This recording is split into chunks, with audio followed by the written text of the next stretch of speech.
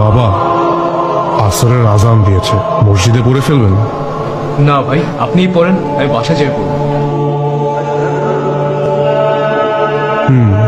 বাসায় গিয়ে? এই ট্যাক্সি যাবা? কোথায় যাবেন মামা? এই তো পান্থপথ।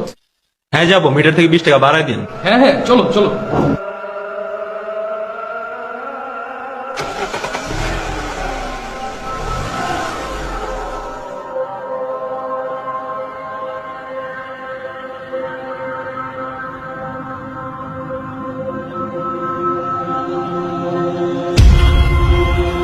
আরে আপনি এখানে? আপনি না নামাজ পড়তে গেলেন? নামাজের তো আর এখন সময় নেই।